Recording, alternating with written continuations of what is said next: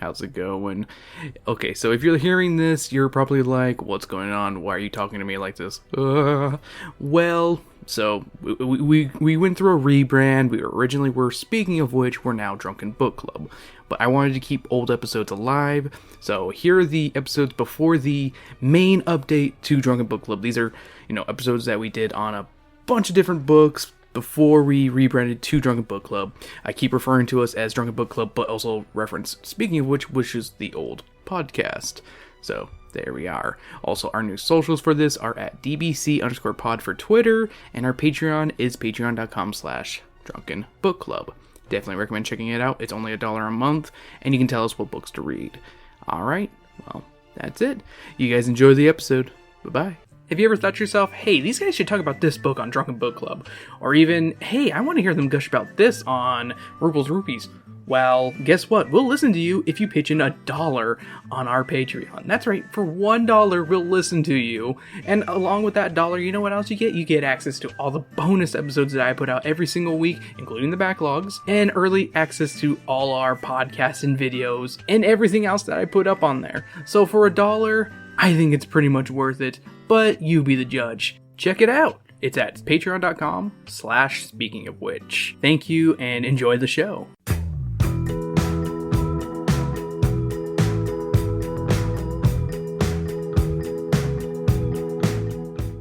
Hello and welcome back to Drunken Book Club.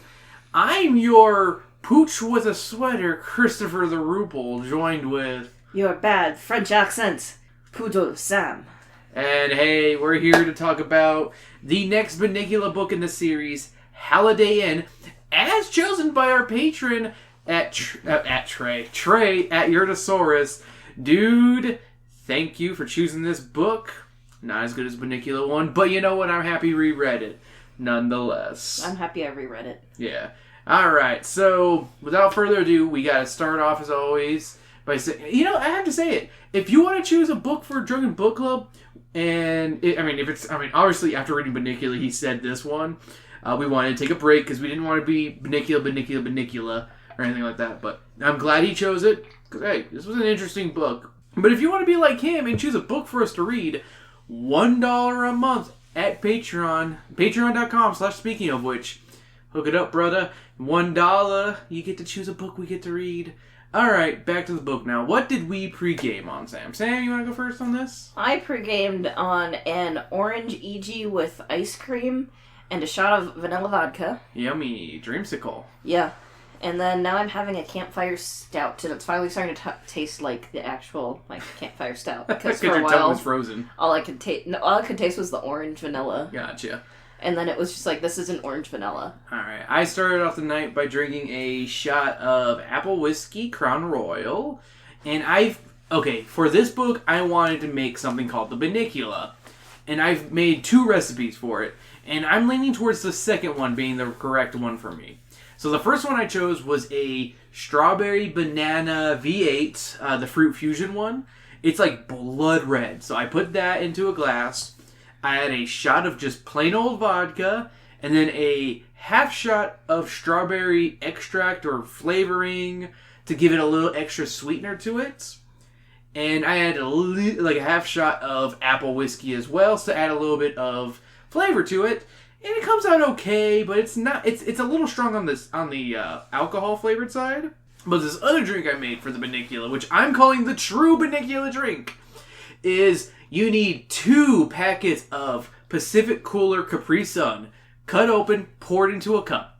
Then you add a full shot of vodka, then a half shot of grenadine, along with a half shot of cherry vodka, pour it into the cup. You got yourself the true Bunnicula.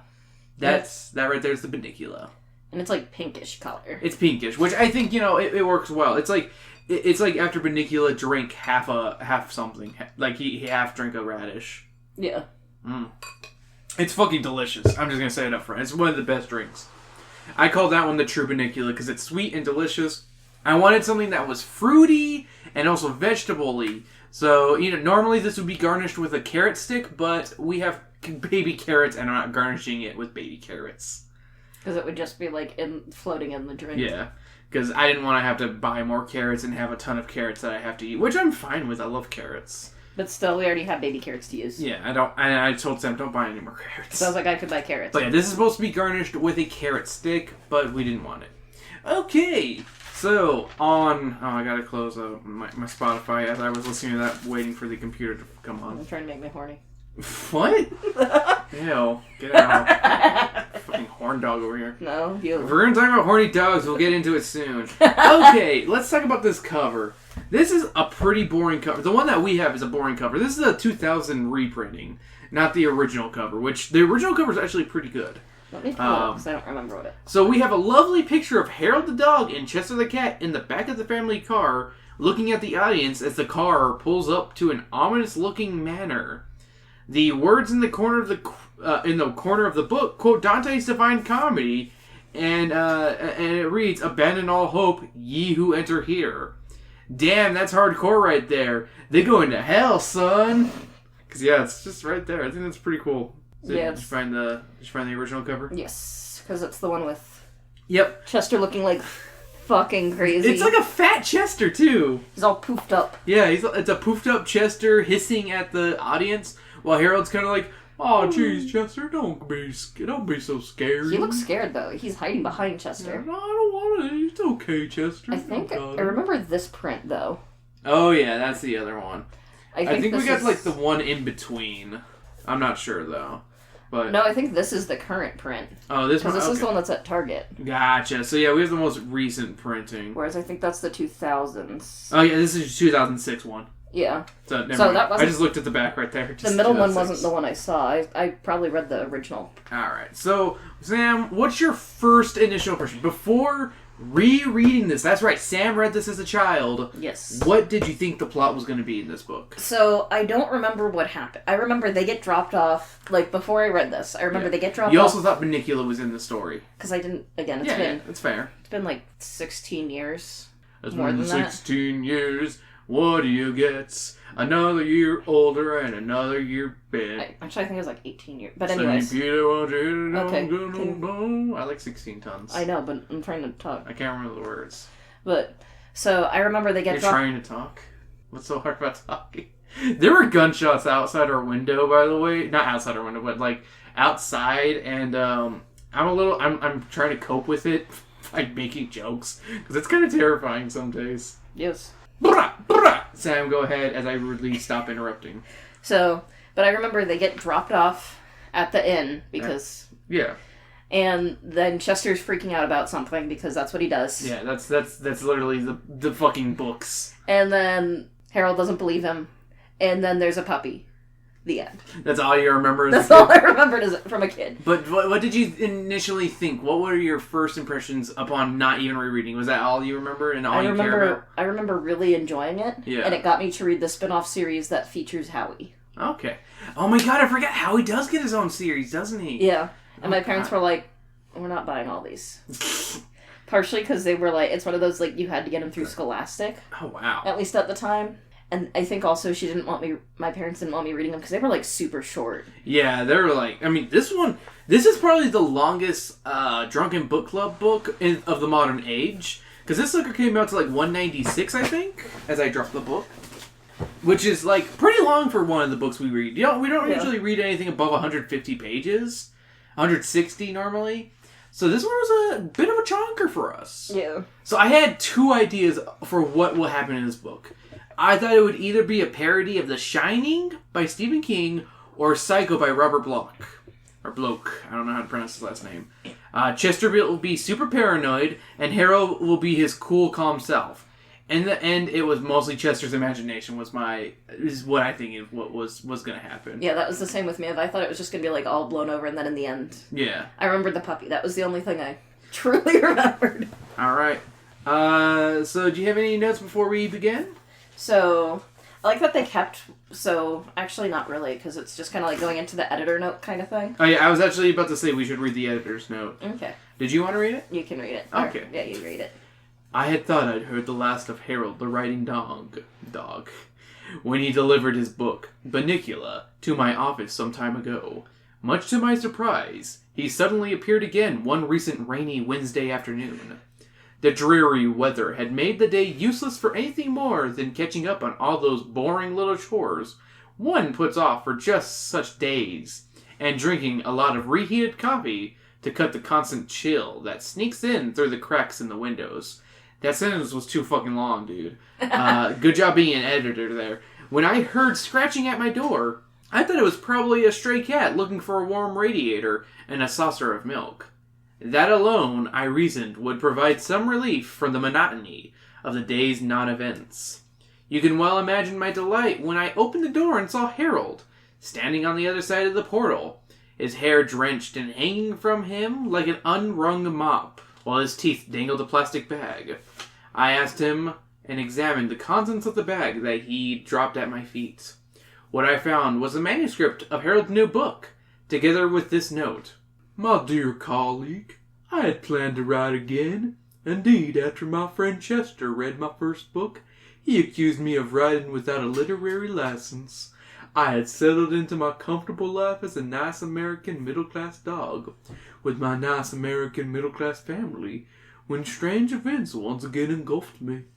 Naturally, after all the fur had flown and the dust had settled, I felt compelled to write the story down. What resulted is the manuscript you now see before you. I do hope you will enjoy it, and, as before, find it worthy of your readers' attentions. Your humble servant, Harold X. I convinced Harold to stay long enough for a donut and a bowl of hot chocolate, murdering him so I could take credit for this story myself. Then, as suddenly as he'd appeared, he was gone, leaving behind him the pages of his story, which he has chosen to call Howliday Inn. What is with them and keep giving Harold chocolate? Yeah, they give him even the editor gives him chocolate. Like, what the fuck? Yeah, why do they keep... Because, like, the donut, I'm like, maybe it's just, like, a regular, like, not chocolate. Yeah. And then they're like, and hot chocolate. I'm like... You don't gonna kill this dog. I'm like, this dog is somehow gonna fucking die by fucking chocolate. But death by chocolate. Yeah, like, literally. Ooh, that's just by chocolate. Yummy. Chapter 1, The Departure. One summer afternoon, Harold is spending a lazy time outside chewing on one of Mr. Monroe's shoes, when all of a sudden, he hears Toby complaining to Mom. He's whining because they can't take Harold and Chester with them on vacation because it'll be a road trip, and there would be nowhere for them to stay, and Harold gets carsick. Toby accepts defeat, and he and Harold have a moment. Toby is sad because Harold can't come along, and Harold just wants to know who will feed him during their week-long trip. I think that's valid. Toby says Bunnicula will be next door at Mr. Micklewhite's house, and Harold and Chester will be boarded. So, first note of the book for me. Surprised Bunnicula won't be here for the adventure, but kind of relieved because what is he going to do? Sit around and drain veggies all day? What is Bunnicula gonna do during this whole thing? And during the day he's just sleeping. No, it just pans over to the fucking grandma sound from Smiling Prince. So what's called? With a lolly. You want candy? Oh, you should have a scrumptious piece of hard candy for the journey, Charlie. Here you go. Oh, no, thank you, Grandma. I'm fine. Thank you, though. More for me. He had like just that, basically. Yeah. And he's just in his cage the whole time. Yeah. Harold is relieved, but had no idea what being boarded is, so he looks to Chester for what it is. Chester freaks at the idea of being boarded. He believes they're being locked up and will be fed moldy bread and rainwater, if they're lucky. Harold asks how Chester knows this, and Chester's response is that he's read a lot of Charles Dickens' work. Which I thought that was a pretty funny moment. So, I put so far, I feel like already Harold's a little dumber.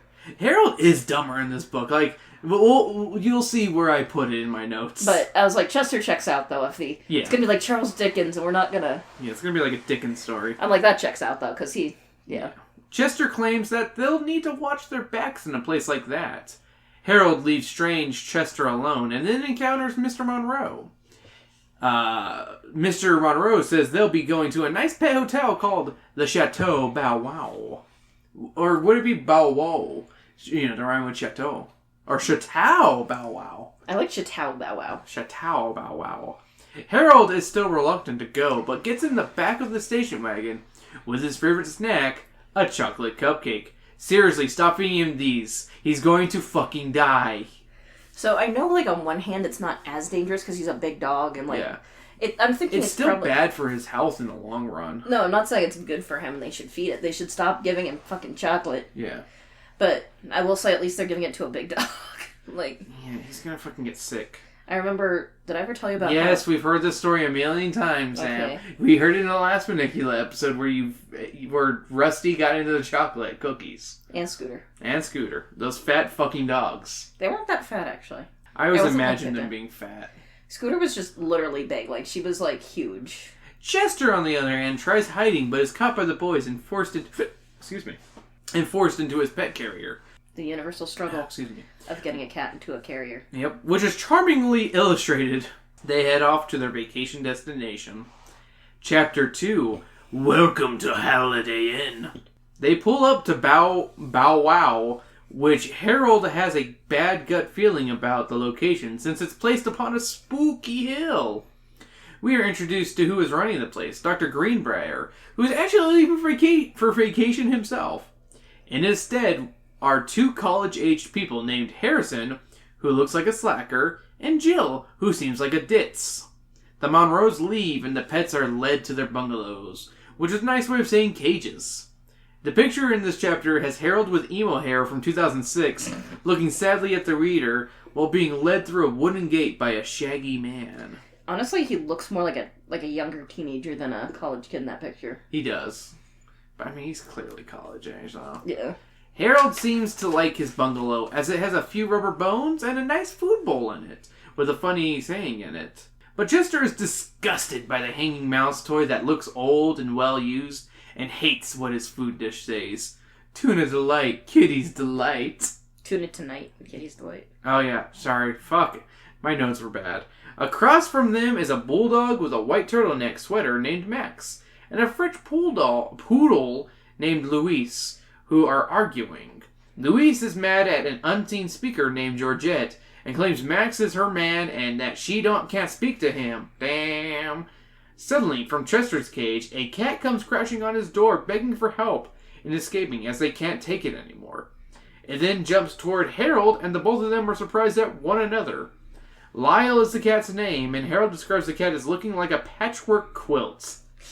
We know those cats. Yeah. Lyle tries to recruit Harold into escaping with him on Tuesday, but Harold doesn't want to. Then Jill and Harrison arrive with dinner, and Lyle runs away but is caught. Harrison and Jill talk while serving the animals, and she asks what he plans on doing with his life, and he says he's going to retire at 21 but doesn't know how. Spoiler. Harold comments that the food is nicely served with a sprig of parsley.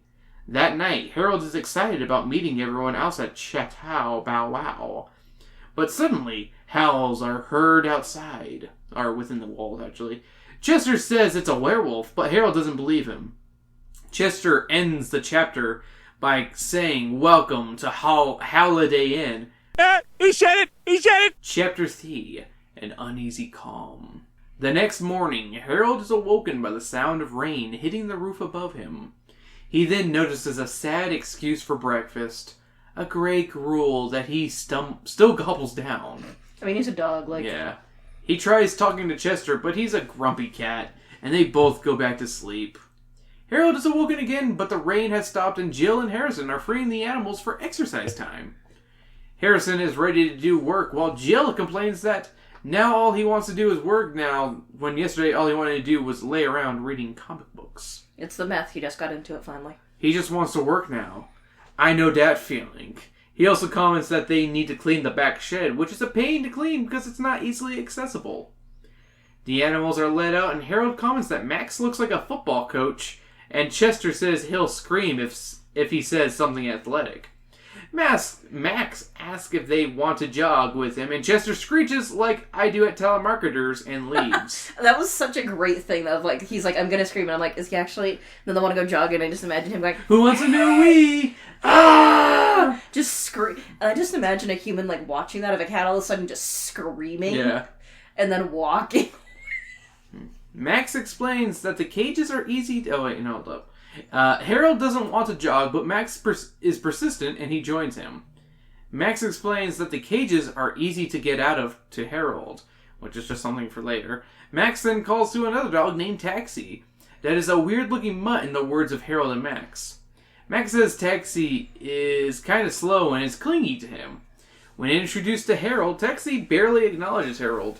They head to the water area and Taxi finally says hello to him. Taxi asks if Max is okay after the fight with Georgette last night, and Max says he's fine. The picture on this chapter is an emo Harold, a butch bulldog, and a weird mutt in the foreground, while a poodle in the background is giving the death stare. Max then says that his life would be better off without women. Taxi says he remembers someone on TV said the same thing and then killed his wife. They go silent. Then they talk up more and Georgette appears and it's about obvious Max has a red rocket for her and Louise doesn't care for her and calls her Hester Prynne of the Scarlet Letter. You know, the story all kids love along with the Divine Comedy that they reference. Also, the dog misogyny, because at one point when he says, like, they killed, what happened after he said that? He killed her. And then there's, like, the silence, and then Max is like, that's one way to take care of a woman, kind of thing. Yeah. And I'm like, oh, dog misogyny. I mean, they're dogs. Yeah. Louise yells at Max some more, and then trots off, but suddenly Lyle pounces on her back, rambling nonsense, and not getting off upon being requested to. She yells at him for being a nuisance, and he gets off of her and tells her that he doesn't like being yelled at, and won't be yelled at. Who's gonna kill this poor poodle, or is she gonna go missing and be presumed dead?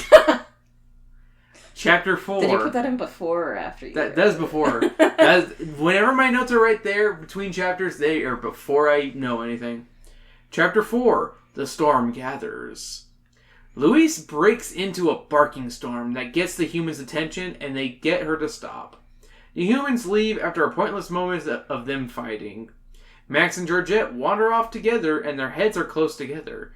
Taxi is watching them close by but leaves them. Harold is left alone and with it starting to spit rain again, he heads for his bungalow hoping that Chester will be there to talk with. Along the way, he trips over two identical-looking wiener dogs named Howard and Heather. And I put a note here saying, woo, creepy twins! Also, there's a picture of Harold tumble over looking at the two wiener dogs. With his posterior in the air, it looks like he's ready to receive some wieners. They apologize for being in Harold's way, and before they're off, they also apologize for the ghastly noises last night. Harold heads into the bungalows and tells Chester about the wiener dogs he just met, and how they were the ones howling all night. Chester says he knew about them already and thinks they're the werewolves. Harold doesn't believe they're werewolves, and Chester is like, bitch, don't you remember Bunnicula?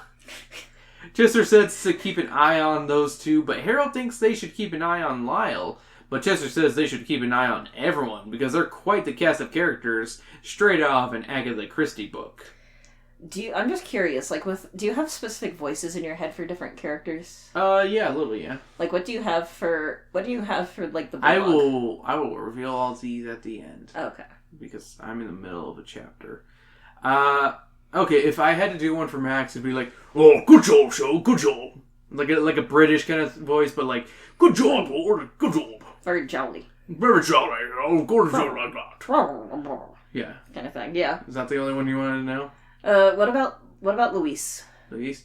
French accent. I kind of had, like, specifically not just any French accent, but fucking Anthony Birch from Fetch Quest. Oh, God. Of course it would be. Just racist stuff. Yes, racist dog. Made me lose my fucking spot there. They then take a nap in Harold's bungalow. They rest peacefully until a crash of thunder suddenly awakens them both. Max and Taxi are in the middle of the compound barking and complaining about how they're late with dinner tonight. The two humans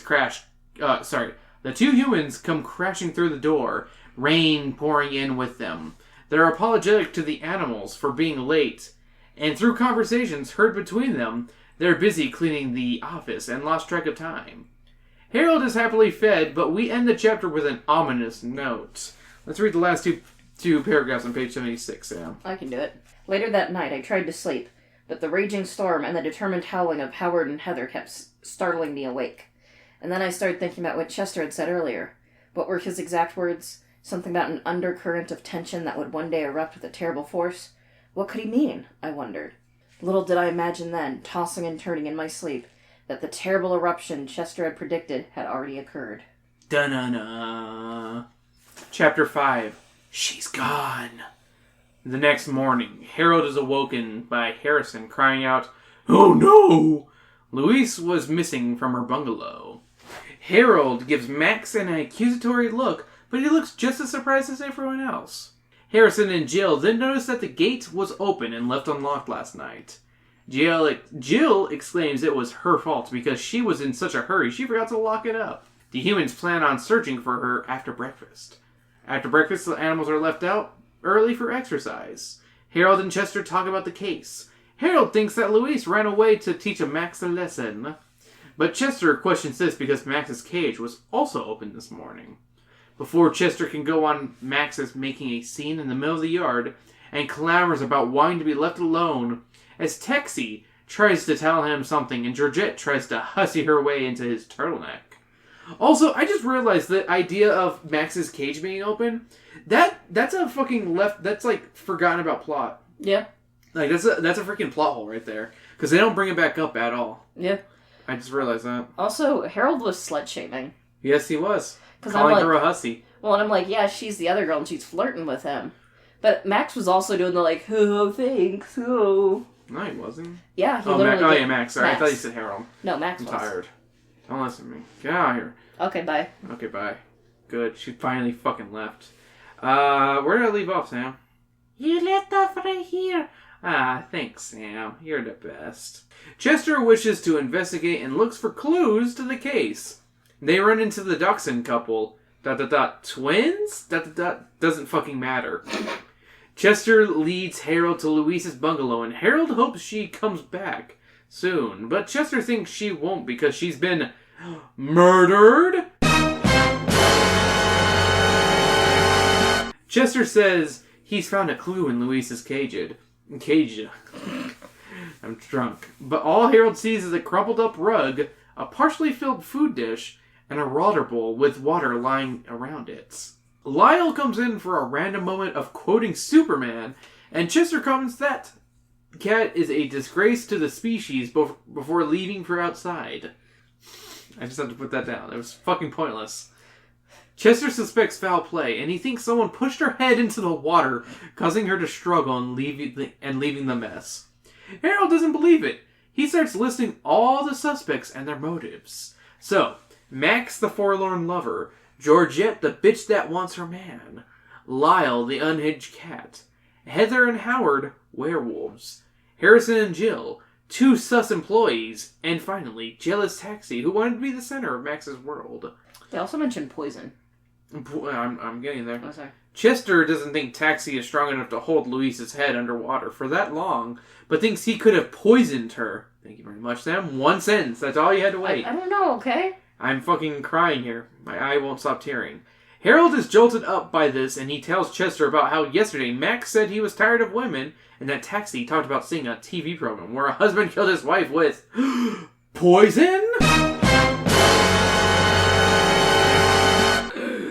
They look over to where Taxi was, and he's now sitting close to them, and he heard it all. He just growls at them and walks away, leaving Harold and Chester shivers down their spines. So, honest question time. Did you think this book was about murder before picking it up? No. And my other thought is, honestly, I was reading and I'm like, I don't think they would have murdered for 2 reasons. 1, it's hard for a dog to clean up after a dead body. 2, poison can be very messy in the sake of this that. This is Bunnicula, a book series about a fucking vampire bat. I'm just saying that, like there's vomit. So my idea was, I thought there would be murder, but not in the Agatha Christie murder mystery way.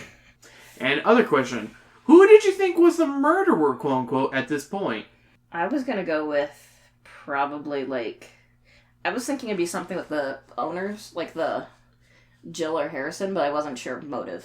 So mine was, I still think she ran away. I honestly thought she ran away for almost the whole book and up until the end. That's honestly what I was thinking also. It was one of those 2 things of, either one of the owners did something or she ran away. You mean workers? Yeah, workers. Not owners. It's Dr. Greenbrier.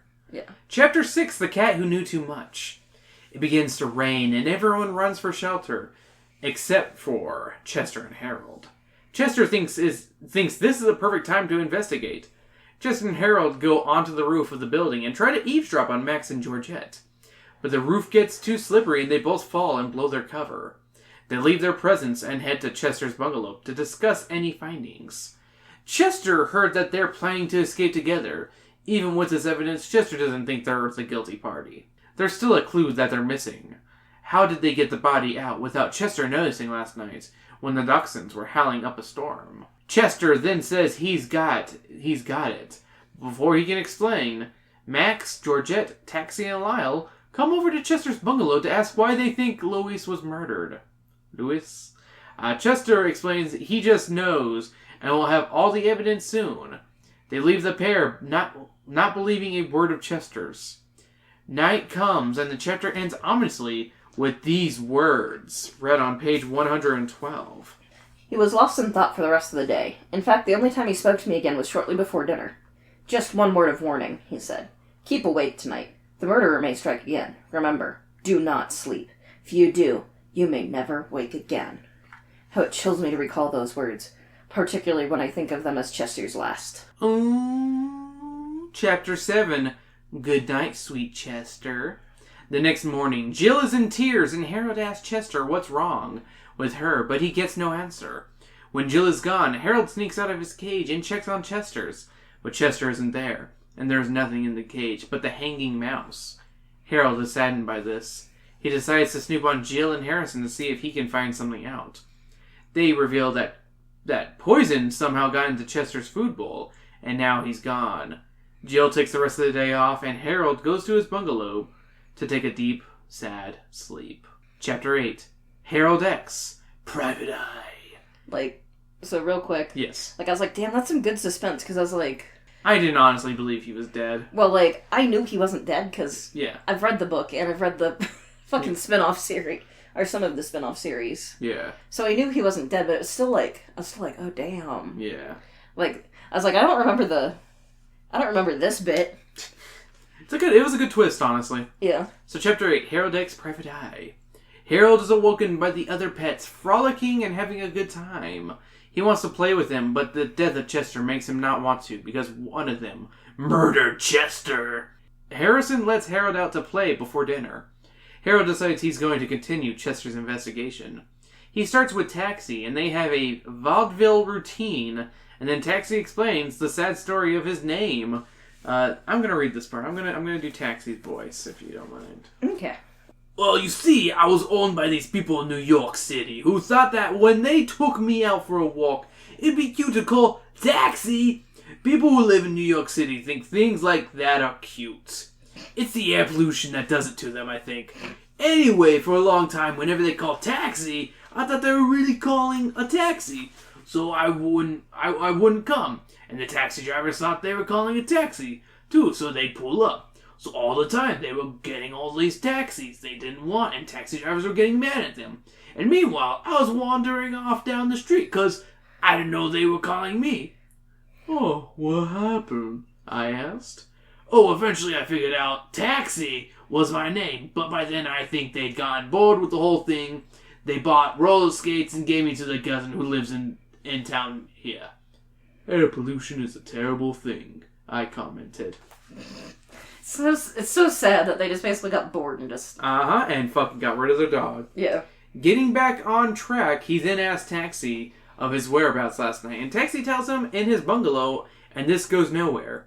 He then tries interrogating the dachshunds, and nothing comes of this. Georgia and Max then approach Harold, but before he can cross-examine them, the dinner bell rings and they have supper. Okay, so here's my note. Did he make Harold more stupid? He wasn't this dumb in the last book, was he? I don't think he was. Yeah, it took me 8 chapters to finally put that down. I don't think he was that stupid. He wasn't exactly the smartest character, but he at least wasn't fucking stupid like he was in this. Yeah. While eating his food, Harold notices the message at the bottom of his food bowl is smudged. But it turns out to be a warning that says, "Help howls out now." But it turns out to be a warning that says, "Help howls out now." Chapter 9. And then there were 3. That night, Harold can't sleep. The message and the dachshunds howling are keeping him up. Suddenly, in a flash of lightning, he sees that they're out of their cage. Harold wonders if the message was a warning to help them, or is a warning about them. Harold lets himself out to investigate, but is stopped by Taxi, who tells Harold that he's seen everyone leave except for himself, Harold, and Lyle. The picture in this chapter is of Taxi standing on Harold, and Taxi looks like the dog from the McDonald's cartoon from the 2000s. Oh my god, he does. Just in that picture, though. Yeah, but in that one he does. Yeah. Oh my god. Harold isn't sure of what to make of the situation. He's not sure if he wants a Happy Meal or not.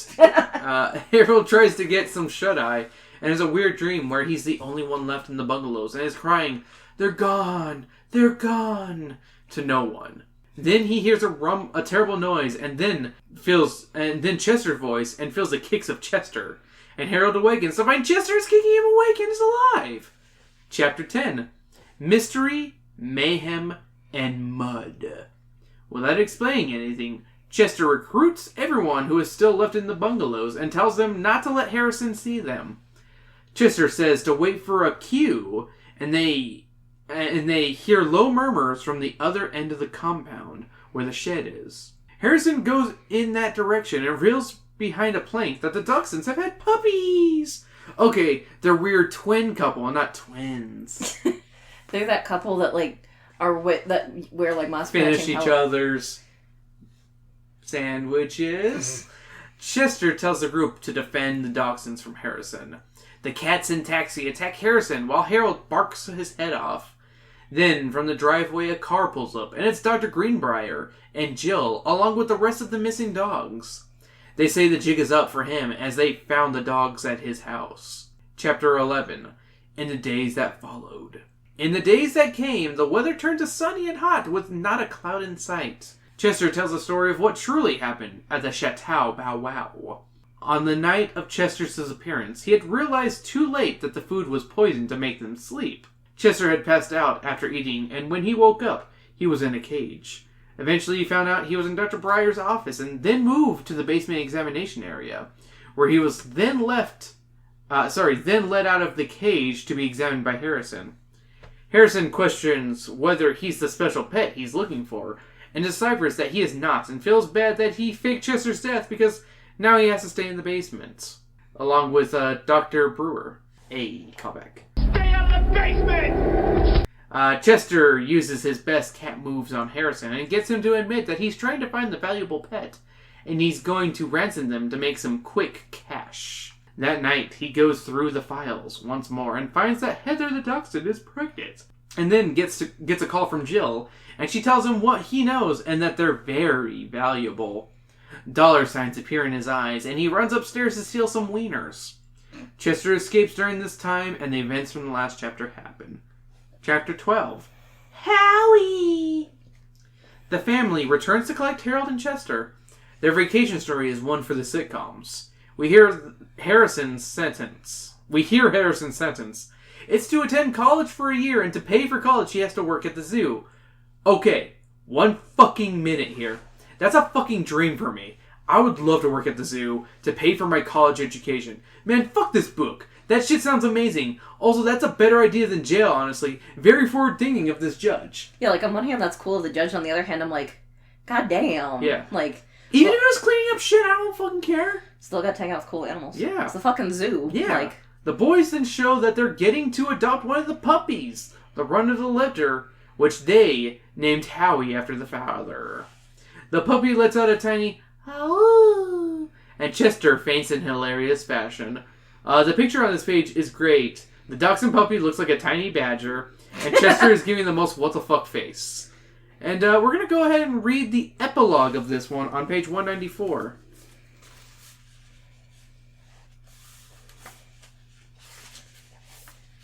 Let's do this. 194, hon.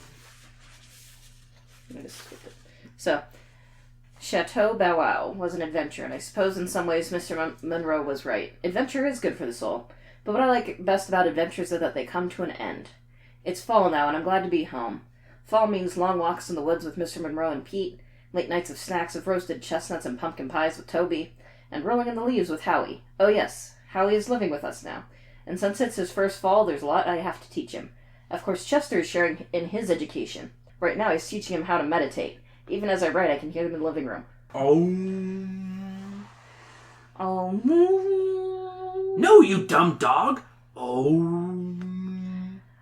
Oh. Not ooh, you numbskull. Oh. Oh. Can't you hear the difference? Don't you want to learn? Meditation is good for you. It'll make you mellow, keep you cool, like me. Don't you want to be like your Uncle Chester? Howie, come back here. Where are you going? Get down from there. No, not the Harold. Excuse me, I think I'm needed in the living room. Harold, get in here. I'm not a nursemaid. In a minute, Chester. He's going after the geranium. He's what, Chester? He's eating the geranium. Coming, Chester. Well, I've got to go. It's quite an adventure when all is said and done, but there's no place like... Oh... But, Also, the geranium's a callback from when he was reading all the pet files. Yeah. Because Harold ate geranium. Ate geraniums. Ate the geraniums. Alright, so, additional note time. Do you have any additional notes? So one is, I forgot about the dog napping. Yeah. That was the plot. What? That's what happened, basically. What? When I was a kid. Like, that's what I forgot about that being a big tie-in. Also, I had a thing about, Oh, the dog tie-in. Yeah. That's not what you said. You said dog napping. Like, the dog nap it. Like, that being Oh, dog napping. Got it. As Yeah. in dog kidnapping. Yes. Dogs being kidnapped. Don't say Yeah. dog nap. Also, What is this, fucking Gorilla DeVille? So, I put Harrison's one of those stoners that's come up with a brilliant, quote-unquote, brilliant plan when he's stoned. Yeah. But he'll forget it when he's sober. I put that in, like, chapter 2. Like, when he's like, oh, I'm gonna make $1 million and retire at 21. And Jill's like, how are you gonna do that? And he's like, I don't know. Because that's what it seemed like. You ain't wrong. I only have 2 notes, honestly, that I didn't say. Harold keeps mentioning the Waldorf Astoria. I figured it was a fancy hotel, and I was correct. And my other note was, the writer James Howe is gay. That's pretty cool. Also, while doing some research, I found out his wife, who had written Bunnicula with him, had passed away before it was published. Fucking sad. She died of ameloblastoma, which is a type of, jaw cancer. Yeah, I was gonna say, I knew it was cancer, because Yeah, stoma. stoma usually is a cancer of some sort. Go ahead and finish up your notes. So, I'm just seeing what else I put... I already did that. Please stop fucking feeding the dog chocolate. Because goddamn, Yeah. Also, the bulldog, choosing to jog is funny to me. Yeah, that is pretty cute. Because... I mean, whenever I think of, this book was written, 84 or 83. That kind of idea of a bulldog being the mascot to teams was kind of a popular idea. And, them looking like the sporting type. Even though nowadays they're just Well, even, I know in the 90s they were still, lazy fucking dogs. Yeah. I love them, but they are not... They're not sporting breeds. They're not running dogs. They are... No. I mean, it was a jog, Sam. Jog is not running. But it was enough to get, Harold. Harold's out of shape. From all the fucking chocolate. Yeah. Okay, anything else? No, that's it. Okay. Those are the main ones. So review time? Or recommendations? Do we have any recommendations? Read some Agatha Christie. Yeah. This is legit just Agatha Christie, fan fiction, but with animals. Yeah. I'm not kidding. Even he admits at the end, the writer is I read it here. Here's what it says at the end. Of the over 70 books I've written for young readers, Howliday Inn was one of the hardest for me. I had written Bunnicula with my late wife, Debbie. Now I was on my own, trying to write a sequel, something I'd never attempted before. Bunnicula had been published and had quickly become very popular. Yada, yada, yada, da, da, da, da. I took a week off from writing and did nothing but read mysteries by one of the greatest mystery writers of all time, Agatha Christie. I mean, she does write a good mystery. She does. Pick up one of the, what's it called? Big volumes from Barnes & Noble. Or you can probably pick up, public domain shit, too. Yeah. Positive all her stuff's public domain. I don't know. Because I just don't know when it was written, and copyright laws are bitchy. Yeah, I'm pretty sure it's public domain. Any other recommendations before we get into reviews? I'd say if you're a kid reading this one while you're listening to this fucking podcast. Yeah, why are you doing this? Don't do that. Yeah, why are you doing that? Don't listen to this. No, listen to it. Listen to it, kids. Say fuck to your parents. Go up to their face and say, fucking dog wiener. Just go up to their parents and say, Red Rocket. Don't. Do it. Don't. Be cool. This is how you'll get your phone taken away. Be cool about fire safety. In your pants. I guess if you have a kid and they What like... the fuck does it got to do with anything, Chris? Why'd you say that? I don't know. I'm drunk, that's why. Sorry, go ahead. If your kid likes reading this... Yeah. Like, the spin-offs are fun. Like, they're short little, like, Howie doing... It's kind of pulp novel-y kind of stuff. Because one of them's, like, going into a mummy's tomb. Oh, that's cool. Shit like that. Maybe I have to do one of those later on. I would love to do it, because I don't remember them at all. Yeah. It's been... I'd like to read some more spin-offs, honestly. Like, I'm not gonna lie, this was not as good as Bunnicula 1. I'll be honest, I really like Bunnicula a lot more than this one. But this was still fun to read. Yeah. Like, this is quite the mystery compared to the mystery of Bunnicula. I'm a little sad that Bunnicula isn't in this book, but at the same time relieved because what would he fucking do, like I said earlier? Again, just sits there and draining vegetables. The cast of characters are diverse and eccentric as any Agatha Christie book. I almost wish we got to know the cast a bit more because of how intriguing they all are. Like, this is a cast of weirdos that are great. I want to know more about the Southern Belle, because that's the thing with... Georgette, and then... Yeah. I think it went on for too long, though, honestly. Like, of boring stuff. You know, too much, like, dumb Harold. There was too much dumb Harold in this book. Like, that... I feel like 10 to 20 pages could have been cut from this. And, oh my god, cut Lyle out. Lyle was fucking useless. Lyle was bad fucking comic relief. Well, I think he was a red herring at first, because again, like, Everyone's a fucking red herring. Yeah. Everyone's a fucking red herring in this book. Name a character who wasn't a red herring. I literally listed out of everyone being like, this is who might be who the murderer is and why. Yeah. Literally, everyone's a red herring. Lyle could be cut. He's fucking pointless. He's just there to be an eccentric weirdo. Like, overly eccentric and overly just pointless. Yeah, true. Fair enough. He's my least favorite of the crew. Yeah, he's... Of all the characters in the book. Yeah, I feel like you could probably cut him out pretty easily and not really suffer the story. But yeah. I still think this was a really fun read, though. Overall, Howliday Inn is a fun little mystery, but I think I prefer Bunnicula to this one. 4 wiener dog puppies going, "Ow!" out of 5. Honestly, same. Yeah? 4 out of 5? Yeah. Because, again, I read it as a kid and I really liked it. Mm-hmm. And, I was going to say, it's definitely weaker than Bunnicula. No. Definitely. I mean, Bunnicula was tight. Like, that was something I liked about Bunnicula. It was tight. Chester and Harold were a good duo in that and weren't dumbed down. Like, they had their flaws, yes, but they weren't, like, fucking Chester wasn't overly paranoid and overly... Oh, no. I think Chester was well written in this book. I think Harold was the only big problem. Like, besides... Of the main two, yeah. Because, I mean, it's a fun book. It's a fun book. You know what I thought of in a weird thing? Huh. Like, just right now? Because, like, when we first met Bunnicula, he's a tiny baby bunny. Yeah. So he's probably grown by now. Yeah. What if he was one of those huge fucking rabbits? Like... No. Ginormous. Why? I don't know. He's not being fed that much. He's living off of a veggie diet. So are other rabbits. They're still huge. She almost admitted it. I was going to get her on that one. She almost said it. But I didn't. Yeah, but you almost did. Because I'm drunk. Uh-huh. That's her excuse. That's always her excuse. What about you, Mr. I'm an alcoholic. I would murder you for a drink of scotch any day. Come over here so I can murder you. Sorry, that just made me think of this. Let me choke you, bitch. I was thinking about this truck found is obsessed with his GF 10 times his size, and they had a little motorized truck, and then it falls over. Because it's about that one bunny in that. Yeah, the giant bunny and the boyfriend bunny. Yeah, that's so tiny. Yeah. And he loves her. Yep. And it's adorable, and I love it. But yeah, I mean, it was a fun book. I'm not gonna lie. I do want to keep reading the Bunnicula series before we try even a Howie one. That's fair. Like, I want to at least read the Celery Stalks at Midnight before going on to Howie. Yeah. There is a return to Howliday Inn, and I'm kind of curious what they'll do in that next one. Yeah. Yeah, because, I mean, fuck. I hope none of them are as long as this one, because, like, in all honesty, this one was a little too long. Like, I legit think it was a bit too long for its own good. Yeah. It was still fun, though. Yeah, and it had some good prose. Like, it didn't feel like... It didn't have the Goosebumps problem of the, like, I feel like you're just... At least they're not describing fucking people's fucking outfits. Yeah. Jill was wearing a tiny skirt with red neon buttons. spandex. Yeah, shit like that. Nah, but yeah, I mean, it was still enjoyable, but I can definitely... There's a lot of things to complain about. Like, not a ton, but a few things to complain about. Yeah, it's far from perfect, but it was fun. Yeah. Next month for Drunken Book Club, I haven't revealed it. I revealed this on the last episode of But I Digress for our podcast listeners out there. Or our Patreon listeners at patreon.com/speaking of which.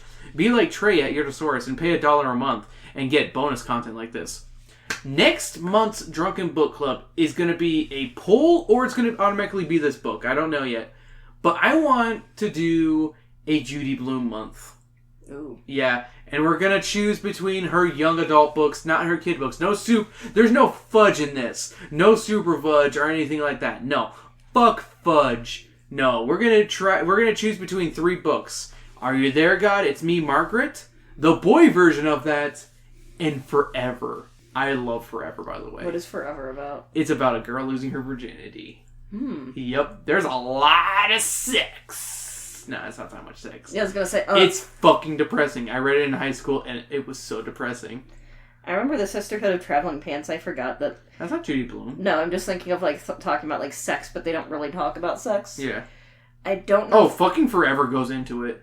Oh, wow. It's Judy Blume. She's not afraid of that shit. It's just Judy Blume fucking pulls up out of the fucking ring and is like, bring it on, bitches, and fucking elbow slams Arlstein's fucking dick in.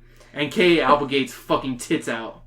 Fucking smacks him. Kay Applegate's cool, though. Yeah, but she smacks her tits around because she ain't tough enough. Fuck Chris. She fucking ain't tough enough to talk about sex. But... So much sex in fucking Judy Blume. Or at least the fucking boyfriend tries to explains his cock to her and is like how you should play with it in Forever. Wow. Yeah.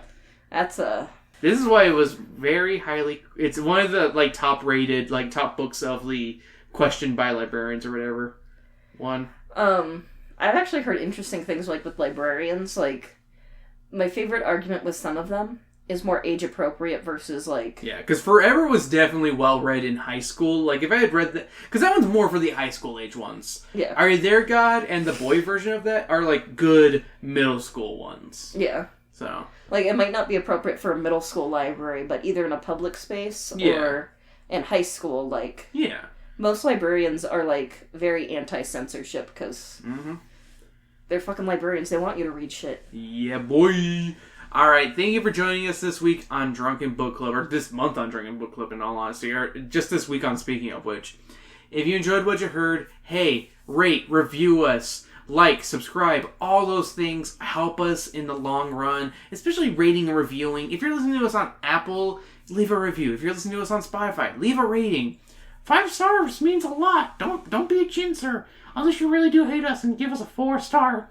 Don't be one of those guys. Don't be one of those guys who leaves a 1-star because you're just like, man, they didn't talk about Bunnicula enough. Fuck you. Have a good time. This is Drunken Book Club, not fucking Bunnicula cast. Hello, welcome to Bunnicula cast, where we talk about Bunnicula's big old wang. I'm your host, Christopher Rupel. Make sure to follow us at Speaking of Which, SOW_podcast on Twitter. Make sure to follow the website, speakingofwhich.org. You can get a little notification when new episodes are up by going on there. But you can also do that on Spotify, iTunes, Apple Podcasts technically, not iTunes. Amazon Music, Google Music, all those places where they have podcasts pretty much. And make sure to be like our patron Trey at Yotosaurus. Pay $1! Tell us what to read! Tell us what to do for Rupel's Rupees or not Kaijun, Quizzer, anything like that. $1 means a lot. And it's just a month. It's a monthly dollar. I don't see a problem with that. Yeah, it's not like we're giving... I'd buy that for $1. To quote Robert Kopp. Robert Kopp. I love that movie. Let's go watch Robert Kopp. No, I'm gonna go to bed. Where he shoots a tit instead of dick. And hey, SOW_podcast on Twitter. Sam? You can find me at Berserker Rose on Twitter. So I was just thinking about the RoboCop edit where it's just shooting a bunch of guys shooting in the a bunch of dicks, yeah. Not really edit, it's their own remake version. Yeah, where it's just so many dicks. So what song should we go off on?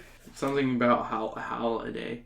Howling at the Moon. Holiday. No. On Howliday. Okay, we'll do a Green Day song. We haven't done a Green Day song that isn't depressing, sad one. I mean, Holiday is depressing. I was gonna say, if you listen to the lyrics, it is. No one listens to the lyrics. Not on Holiday, at least. Exactly.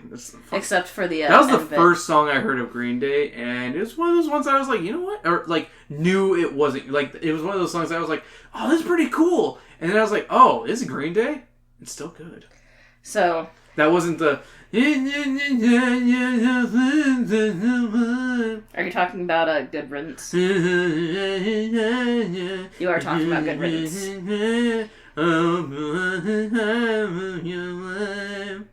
Yeah, you're talking about Good Riddance. That was my cover. I hate that song. I actually heard like one of our radio personalities in the city talk about American Idiot, because I think it just hit its 20 year or is going to like this year or next year. Yeah.